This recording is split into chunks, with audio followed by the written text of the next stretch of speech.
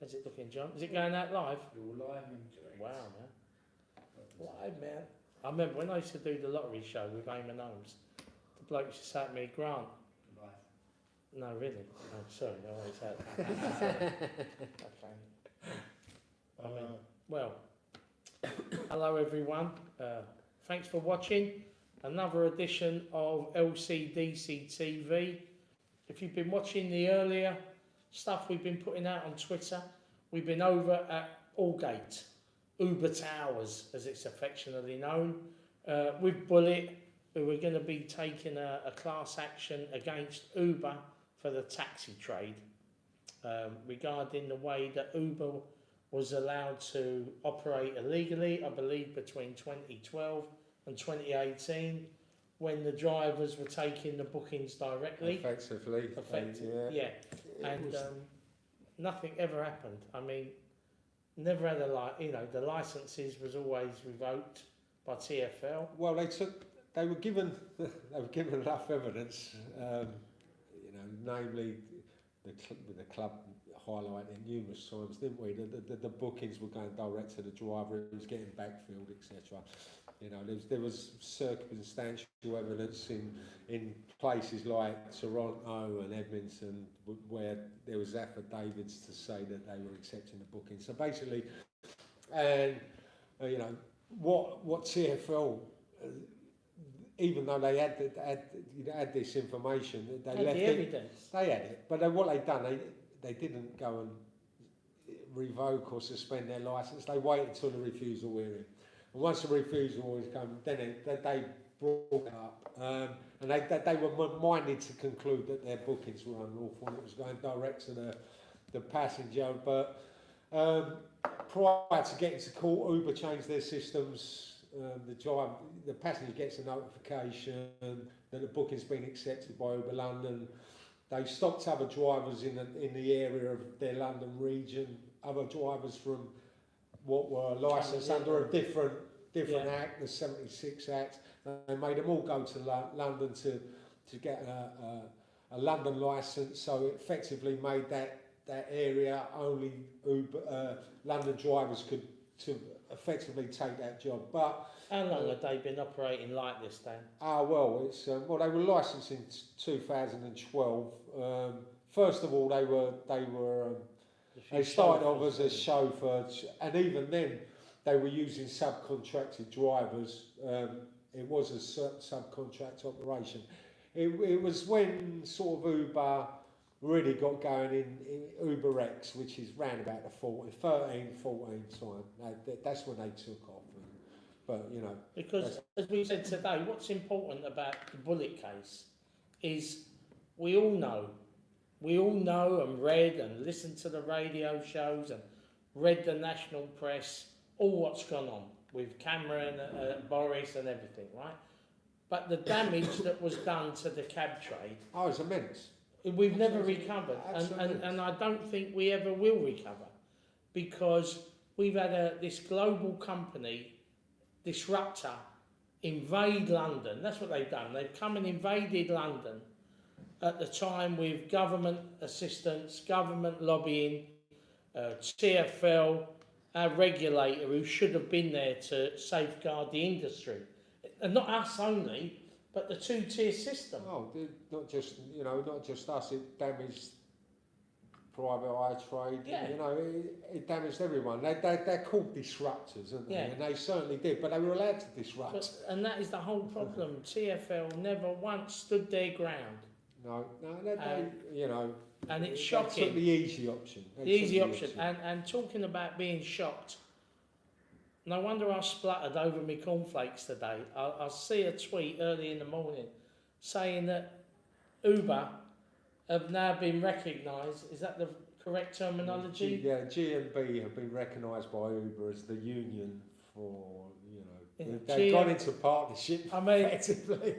And I've spoke to Mick Ricks a couple of times at the GMB, and I know Steve Gerlich from the GMB, and like I said, when you think you can't be shocked anymore, I am shocked by this. That a union would be not getting into bed, that's the wrong terminology, But entering a partnership with a company that still is a tax avoider, goes to court about workers' rights, goes to court about not paying VAT. And I thought it was the job of a big union like the GMB that stood up for public services, yeah, and support the workers. Because as I've said earlier, for me, I think companies like Uber and Amazon, in my opinion, are no more different than the mill workers in the late 18th century, early, you know what I mean? They're the boss. The workers are the workers, no rights, just get on with it. Pick them potatoes, cut that wheat, drive that car, nothing changes. And what's shocking for me is the fact that this partnership, Uber has played an absolute blinder in the PR stakes here, because it legitimises Uber, gives them another level of credibility. People that don't read past the first paragraph in newspapers see a headline, oh, Uber drivers with the GMB. Must be a great company now that they're working with a major union. I can't believe it. And tweets by Sadiq Khan, who's a member of the GMB. Well, I mean, I've got it written down here. Please come in, because I'm running out of expletives. Khan, the announcement that the GMB and Uber are joining forces to raise standards across the industry is a great example of what can be achieved when business and trade unions work together. And it's not just Sadiq Khan, it's the front bench of the Labour Party as well. This is the same people who are criticising Uber, you know, for not implementing workers' rights, exploiting their drivers. They're getting legitimised by these people. Uber aren't, they're still not complying with the Supreme Court ruling. It's ironic, you got the union. Doesn't that show you how pathetic these front benchers are, who live on sound bites, being pushed bits of paper by lobbyists? Oh, this is that's good. Support that. I mean, they can't know what they're supporting, can they? You've got the union, and then this is how ironic it is. You got the union who took Uber to court more or less. Oh, okay, the GMB were part of it, but you got the Nassim and Aslam and James Farrow. They're going to court. They're trying to get, you know, what they're due. And this was yesterday. Now this is announced, but Uber have done a deal with GMB. You know, but do you think they've done this deal to try and cut the legs off of James Farrow's? Well, I mean, ADCU. I mean, they're the ones who more or less kicked their arse. You know, and they're going with the GMB. But I mean, the GMB have signed this agreement, and no one knows the actual terms and conditions, but you can only go by what's been reported. And apparently, there will be, and I think I've wrote it down there. Collective bargaining. There's right. They will consult in some areas and have collective bargaining in others. I.e., you know, their member they will actually go in and have negotiations, I suppose. But consult, and you know what consult means. We've had that with TfL for years. Yeah, taxi driver will know what consult means. You know, it's nothing. So the collective bargaining is the one where you gain rights. But in this agreement, minimum wage and the time when the drivers aren't on trips, i.e. what the Supreme Court ruling said they should have minimum wage for, is not part of this collective bargaining. So what's any good about that? Well, GMB have folded. They've just basically legitimised Uber.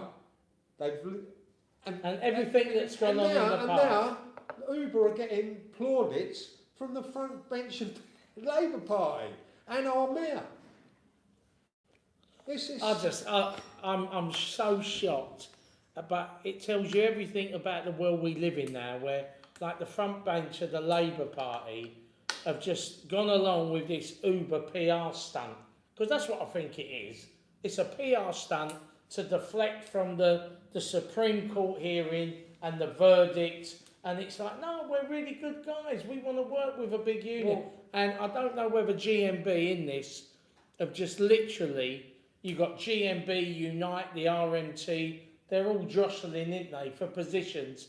And is it that the GMB have done this deal and think, right, there's 50,000 Uber drivers times 15 quid a month, equates to that much a year. And we'll have it at whatever costs, because that's going to bring in so much coffers to the union. And you know what I mean? It's disgraceful. I mean, it's a disgraceful behaviour from the GMB. And like I've said, I've spoke to Steve Gerlich, we've been over to the GMB, spoke to Mick Ricks, and I am just really, really shocked that they brought them into the fold and gave them this veneer of respectability that deep down, Mick, Mr. Gerlich, you know they don't deserve. You know that. Don't know why you're doing it. I think it's amazing. I mean, going back to Khan, raise standards. By all accounts, he's also a GMB member, Khan. You know, he's legitimising. I can't. It just does. You just think he's legitimising this deal. He's legitimising Uber, and Uber aren't complying, and he's a GMB member. And yet, when it comes to raising standards, he's the mayor who wants to put in place certain standards in safety, i.e., you know, driving tests, etc., which he hasn't. It was a proposal. He hasn't implemented it. Hasn't done nothing. And the people, do you think the GMB want that? Do you think Uber want these higher standards, these extra burdens, these barriers to entry? So you tell me how it's going to play out if TfL actually want to try and bring regulation into the private hire industry in London and say, we got this list, and you know what it is? It's going to be driving tests, it's going to be an English requirement, it's going to be this, it's going to be that. The GMB will be up in arms. We ain't having that. And Uber, we ain't having that. And the mayor's affiliated. And the mayor's affiliated. It's going nowhere. GMB. And when they've got the partnership with Uber, Uber don't want them. Uber don't want the driving test. It's unbelievable. I mean, and it's about time people actually saw what was going on here and called it out for what it is.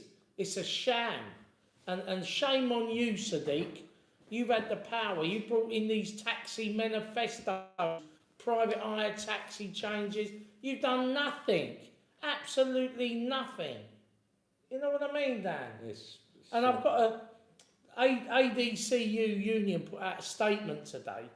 And Sadiq, if you are a union man, a mayor of London, who keeps going on TV saying you want a fair London and everyone to pay their own way properly, you might be interested in this bit, Sadiq. You may be, probably not, but you might be. It says, the ADCU are not prepared to enter into a recognition agreement with Uber.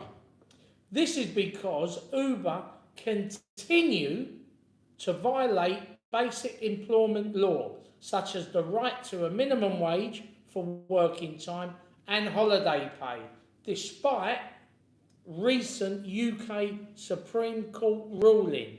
So Uber are going against the Supreme Court in the UK, and you feel it's all right to endorse the company. I'll give up. I'll give up. And the Labour front benchers come to that. It don't get any worse, does it? You know. And while you're here, Dan, I just wanted to talk to Danny. There was a recent TPH notice. 2008, was it 8/08/21? Yes, yeah. It was about the TPH notice about the judgment classing drivers undertaking bookings and private companies as workers.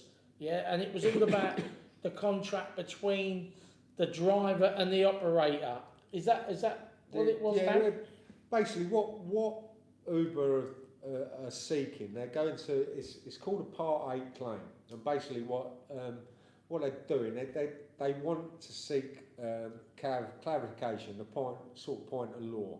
And What on a certain point? on a certain point, it's kind of narrow. They're going to try and, just ask the judges a certain question, more or less, and that is: do not just Uber, all private hire operators, do they have to enter into an obligation, a contractual obligation, as principal in the operation, to provide a transport service, transport to the passenger? I.e., have they got to go into a contract with the passenger to provide the transport services as principal? It's Principal and agent. Principal. We're going back to the principal agent argument. If there isn't a requirement, then possibly the operator could become an agent and the driver the principal in the operation. And what they are doing, they just want to seek clarification if the 98 Act requires them to enter into that obligation. Now, this was raised because of the Supreme Court ruling, and in that the judge left it open. It wasn't specific, and there wasn't a specific allegation to the fact that this is what was happening. It was leaving it up. And what happened was the trade. I think we wrote. I think we wrote it in.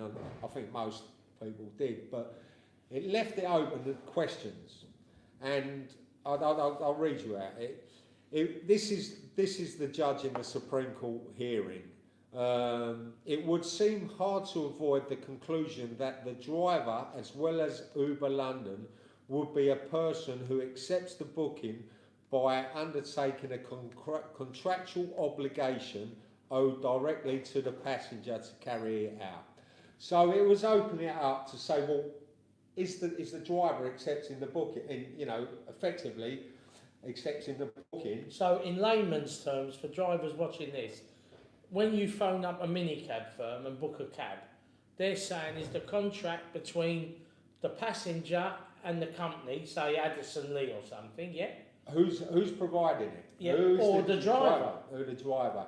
Now, obviously, TfL are going to argue straight away. If it ever comes to the booking argument, this is just clarification on the certain point. Does an operator have to enter into an obligation to provide the transport services? Do they have to have a contract? That's all what's being asked at the moment. Further down the line, it probably It's going to could open up about the bookings. Yeah. But obviously, TfL will argue that's contractual. We as an operator, a regulator, deal with the actual specifics of 98 Act, and we find technically that each operator does or doesn't accept the booking in their operating centre, physically as a process. So that's basically all it is. It's just throwing up questions, but I mean that it'll be an argument of why are Uber doing it, and as I'll say, I'll go back to the principal agent argument, and that's for we all know what probably they're doing this because they think probably there's an angle where they don't have to pay the VAT. Well, there's workers' rights as well. There's probably the booking aspect on it. If there was any a case, it would be regarding bookings, whether they're compliant with the 98 Act, nothing else. Or it could be that they're going to use it, and you know full well if they were to get a judgment what says no, operators haven't got to enter into this contractual relationship, they will say in any sort of argument when it comes to workers' rights, because believe it or not, that's not settled. I mean, we've highlighted that before. There's more arguments to be had on that. I mean, especially if they say the terms and conditions are changed, etc. It's not us who provides the service, it's the driver, they're the principal, we're the agent, blah, blah, blah. That argument hasn't gone away, even though the Supreme Court ruling goes back to that Well, that there's such a 2016 ruling. But also, as we know, when HMR consider whether someone's, when it comes to the trade, the private eye, whether they're liable for that, being the transport provider is paramount. And if you're principal in that operation, you are effectively liable for that. Well, I remember when we used to have meetings when you physically could sit round a table years ago, and the radios, there was a couple of radio app companies that was there, well, radio circuits, apps. It was Jeffrey Riesel, he was at Get, and they were saying that they used to have to pay the VAT. Yeah, yeah. So if Uber are saying we don't have to pay the VAT, but if you phone up, say, an app or a radio company and say, I need a taxi, they're the provider, they pay the VAT. And if you get an app and you go, boom, I want an Uber take the booking, I might be thick, but what's the difference in that? I mean, a lot of it's now down to, because of this new sort of operating model, technically... But if the drivers took the booking, they'd have to have an operator's licence, wouldn't they? If they did, but if they don't... See, the regulatory side and the contractual obligations are slightly different.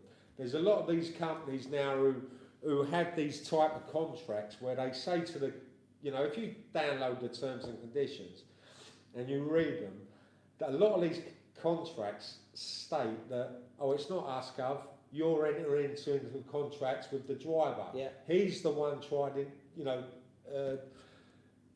providing the transport services. A lot of these app companies are doing that. Now, in the Supreme Court ruling, they kind of alluded to these being fictitious. Yeah. So what Uber are actually effectively doing is trying to seek, as I said, clarity on whether they have to enter into an obligation. Now they're going to, if it goes their way, they're going to obviously argue that, we haven't got to be the principal, we can be the agent. Now, how they're going to use that argument, whether it's to do with bookings or whether it's to do with VAT or we suspect it's VAT because they are on the hook for about £2.5 billion. Yeah, that's what Jodie said. Wouldn't you? And if it all goes to court, do you think that Transport for London are going to play the in the middle and not taking a side? I don't. No one. As a regulator, of course, they're going to be. They're going to say they're neutral. They're just seeking clarification. Blah blah blah. But put it this way: say, for instance, it was found that there should be a contractual obligation, and that there should have been contracts written in the terms and the terms and conditions with the passenger that Uber or any private hire operator are the principal. They provide the transport services. Yeah. It's the driver who are acting as agent for us who picks the undertakes it. Yeah. Is it done? Well, no, I've just been watching it. We're still doing it. Oh, man. Is it live? Yeah. So that was Darryl Cox, LCDC. So basically, what will happen is, if it's found that Amy's laughing her head on that now, if it's found that there was no need for it is that an operator is principal in the operation and has to provide this contract that they are provide the transport service, then TfL could be on the hook for sort of 9 years of allowing it to happen where these operators are basically given false, telling people but we've gone, it goes back to 2014, 2015. We have been saying, and we've asked questions for the GLA, Caroline Pidgeon's done it on our behalf, there's numerous questions. We've brought up this contractual obligation. is it right? Is it right within the 98 Act Yeah. that, you know, Uber is saying it's not us, Gov, it's the driver, all responsibility goes on to the driver, we're agent, blah, blah, blah, when effectively they couldn't be. And at no time did TfL seek clarification themselves No, they've never as done the regulator. No, they never done nothing. All they done, they just relied on, oh, well, they accept bookings, or, well, they never at the time, but, you know, they just go back on that regular. What they say is, well, what happens with terms and conditions between driver and passenger and the operator has nothing to do with us. All we deal with is the actual 98 Acts, what says bookings are accepted into operating centre. But if it's found that the 98 Act does require an obligation, TfL just let it for 9 years, 10 years, whatever. It's terrible, isn't it? It is. But and again, I know we've been at meetings where Transport for London are really happy to involve what they call stakeholders, right? And they have the app companies all having stakeholders. We had a meeting a few months ago, and it was about mental health. And Uber was going to be one of the participants on this Zoom meeting. And I had to sort of respectfully decline the offer. And I said to Transport for London, as we started the meeting, you know, thanks for the offer, but how dare you invite the cab trade to sit down and talk about mental health issues for us, or for me as, you know, me as a cab driver. Our mental health issue started when Uber come to town, started to disrupt the whole industry. You done nothing, yeah?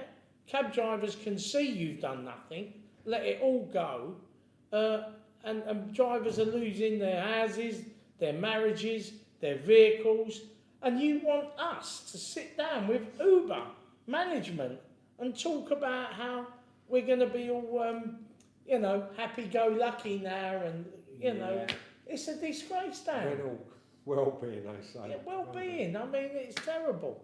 So, who knows how long this is going to play out for, Dan? I mean, it's a great... If you're in the middle here, if you're playing devil's advocate, you would say that what a fantastic situation Uber have made themselves, you know, as a PR exercise. Boom. Yeah. They've hit it, in there's that. The lobbyists are working overtime. Yeah, there's that, you know, that. We know politicians can be bought and paid, so that's what's happening, Dan, isn't it? It's, you know, they've been given that respectability overnight by people who should know better. That's basically it. Exactly. Trade unionists, you know, these politicians, left-wing politicians who you know, who probably, you know, who say they stand up for workers' rights, they've given, you know, that respectability to a company we know has fought from day one not to pay drivers a decent wage, to exploit their drivers. Exactly. And they just, you know, overnight give them the respectability. Terrible. Well, Dan, thanks for coming in. It's been a real, you know, busy day today. Been over at Aldgate. Now we're back here trying to bring the cab trade up to date with what's going on. That's what LCDC TV is all about. Informing the drivers what's going on in this industry of ours. So you're watching this, press the like button, subscribe, so you get more and more of these great videos bringing you up to date. And that's the end of today. So thank you for watching, and I'll see you on the rank.